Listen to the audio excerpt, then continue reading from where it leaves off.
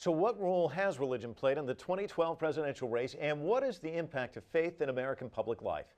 Joining me now with his expertise on this issue is Professor Matthew Wright, a scholar of American politics at American University's School of Public Affairs. Professor Wright, welcome to The Heat. Thanks very much. Let me ask you about that question itself, the importance of religion in this race. It doesn't seem as pronounced as in other presidential races. Why is that? Well, the importance of religion has waxed and waned in American presidential politics. And, sometimes it's an issue that seems to flare up, and sometimes it doesn't seem to matter so much. This might be a race where we would have expected to flare up, because usually it's candidates who are out of the mainstream for whatever reason tend to attract a lot of attention. But I feel like it's not happened so much this time, because I think we're kind of, there's a couple of reasons where we're, in the midst of the economy sort of dominating the picture. And I also think Mitt Romney the fact that he's a Mormon is pretty well known at this point. I remember seeing a poll last July that something like 65% of people of American voters knew that he was a Mormon. Surely that's increased since then.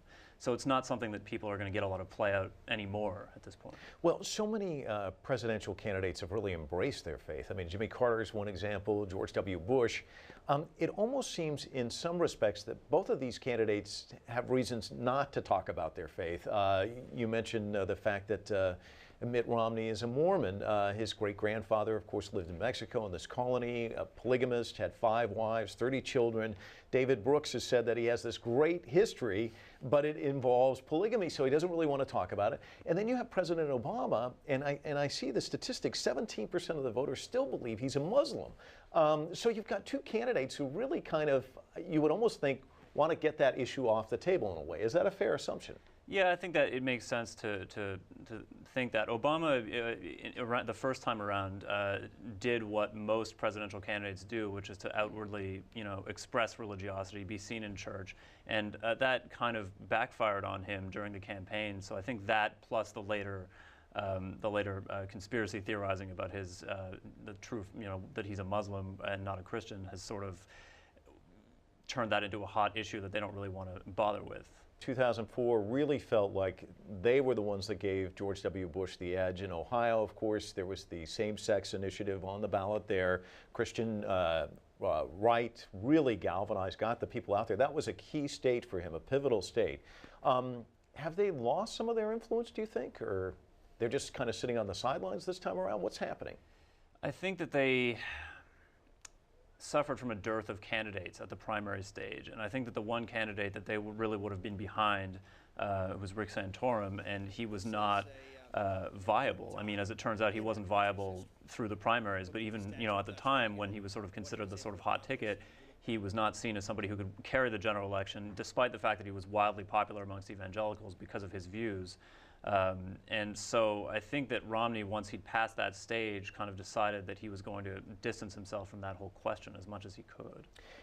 Is this a pivot that we're likely to see move forward, or is it just this is kind of an anomaly, this race where instead of faith, it's values? Or I think, well, I mean, certainly it's the economy, right? I think that where we've seen candidates really talk about faith has been in eras when they've been sort of responding to eras that have been characterized by moral, I don't want to say moral decline, but so Carter is one example. In the wake of Watergate, his big promise was, "I won't lie to you," right? And his religious faith had a lot to do with that. And George W. Bush, in some ways, was a response.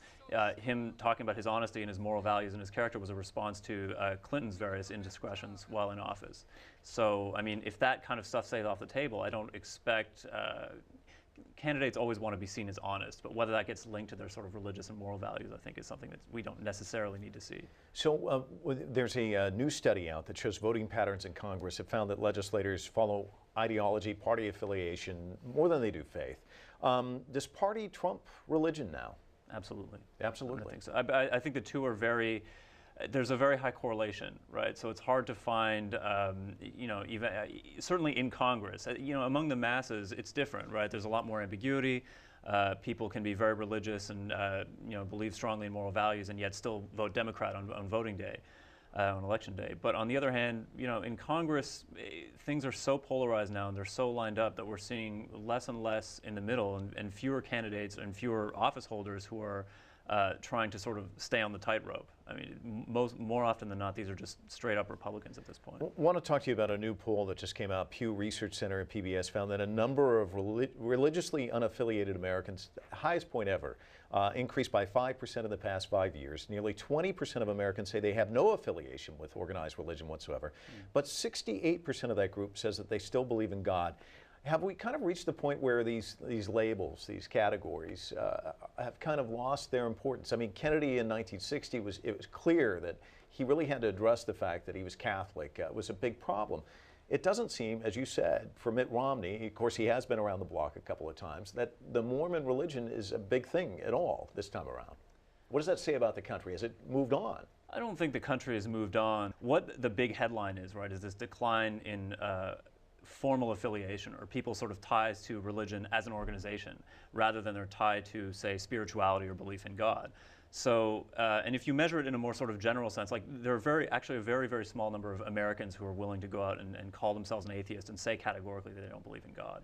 The other thing is you can easily flip that around and say that there's still a very large number of people who are organized, who are sort of organizationally devoted to religion, and far more than in most other, advanced industrialized countries.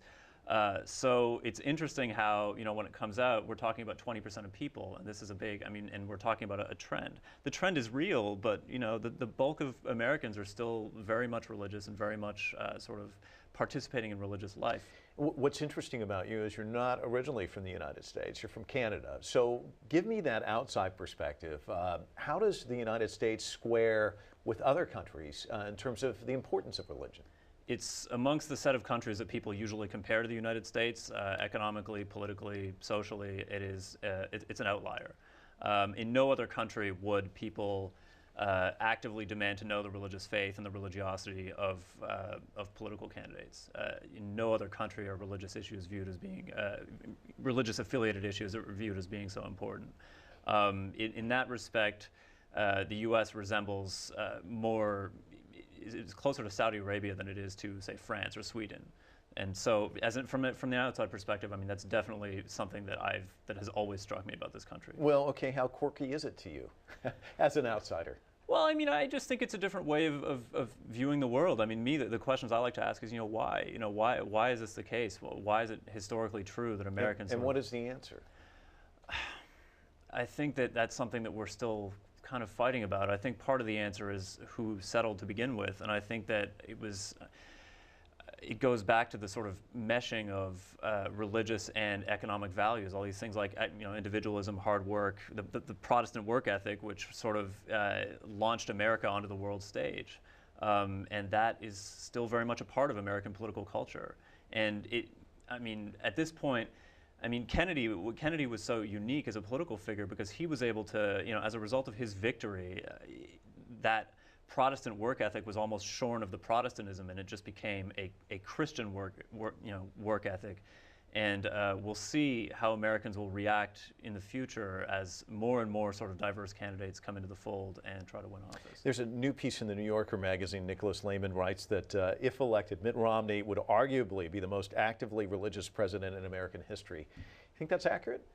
I think that anything's arguable about Romney at this point. There was something he very creatively worked around a sort of inarticulately worded question about what he would do in terms of abortion.